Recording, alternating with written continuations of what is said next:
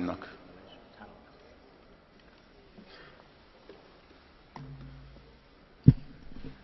President. In the week of the Egyptian Orthodox Christmas, an attack took place, killing and wounding 20 Coptic Egyptians. Although the attack can be seen as a criminal act of individuals, various other troubling incidents require our ongoing focus on respect for all minorities in Egypt. Violence and hatred cannot be accepted in the name of religion. People have a universal right to freedom of religion as well as freedom from religion. Ethnic and religious diversity ask for a vigilant society that is able to reconcile difference in open debate. A society where people of any background or conviction know that their freedoms are guaranteed.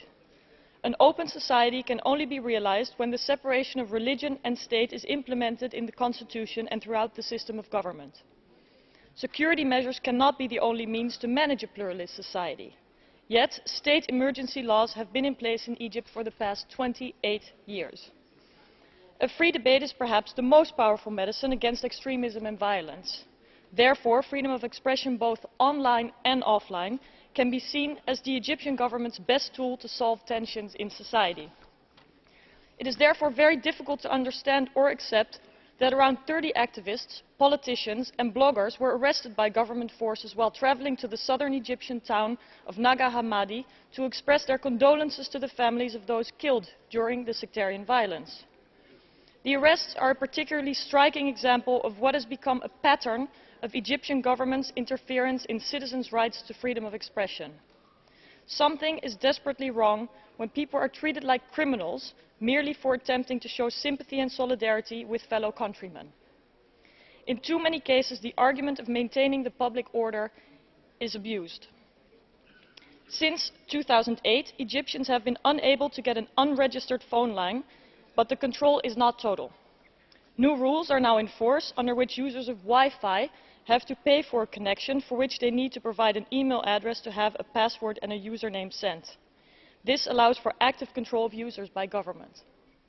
Moreover, a draft law is under debate in the parliament about net regulation, providing for prison sentences for, quote, publication of multimedia content without government permission, end of quote. Yet the Egyptian constitution says, freedom of expression or freedom of opinion is guaranteed. Every individual has the right to express his opinion and to publicize it verbally or in writing, or by photography, or by other means within the limits of the law. Self-criticism and constructive criticism is the guarantee for the safety of the national structure. I urge the Egyptian government to refrain from installing emergency laws limiting fundamental freedoms in light of the sectarian tensions present. An adequate response to crimes committed in the name of religion is only appropriate.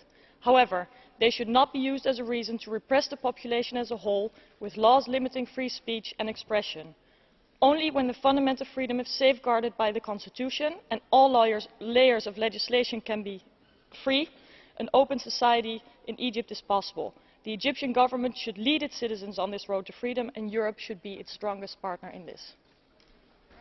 Köszönöm.